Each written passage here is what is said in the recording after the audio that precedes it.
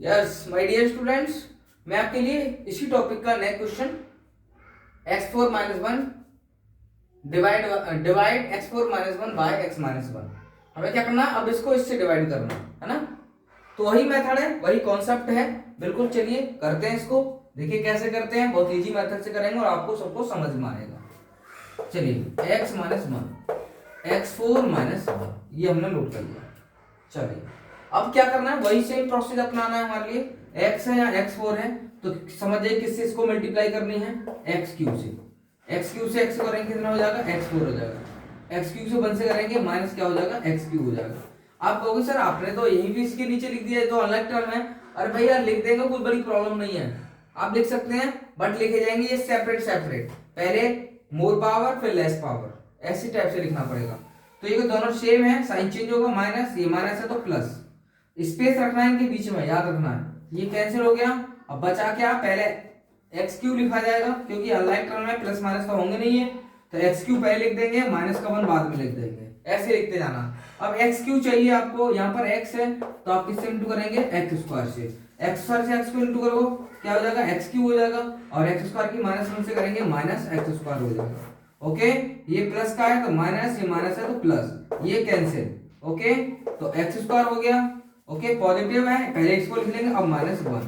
अब x square चाहिए, यहाँ पर एक्स है तो एक्स से इंटू कर दोगे आप इसको, एक्स को, तो एक्स स्क्वायर हो जाएगा।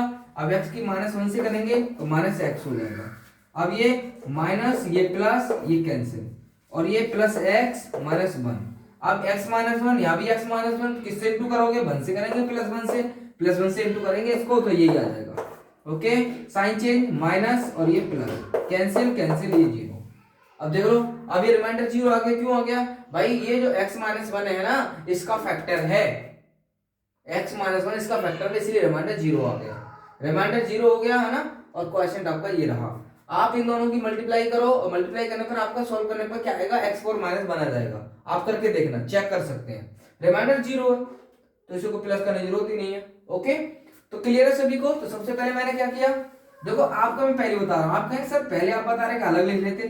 देखिए मैंने लिखा नहीं, थोड़ा इसी के नीचे लिखता है, मुझे पता है ये अनलाइक है, ये अनलाइक है, इसको पहले लिख लूंगा, इसको बाद में लिख लूंगा, भाई नोट ही तो करना है मुझे, तो इसलिए मैंने लिख लिया। वहां पर क्या था, लाइक टर्म था, है ना, इसलिए मैंने उनके नीचे लिख दिया। यहाँ पर है नहीं तो मैंने लिख तो दिया इसके नीचे, लेकिन मैंने लिखा सेपरेट है। देखो एक्स क्यू लिख दिया, माइनस 1 ये लिख दिया। हर बार आप देख रहे जो लाइक टर्म है वो कैंसिल हो रहे हैं, और जो अनलाइक टर्म है दोनों को मैं लिख रहा हूँ, ये प्लस का एक्स स्क्वायर माइनस का 1। तो बहुत इजी मेथड है, ठीक है। फर्स्ट टर्म को चेक करना है हर बार।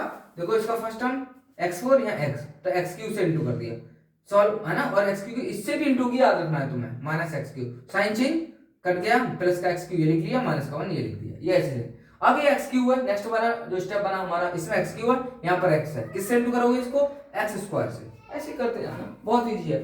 ठीक है, तो मेरे समझ में, आई होप सबको ये डिवाइड समझ में आई होगी, और पक्का आई होगी।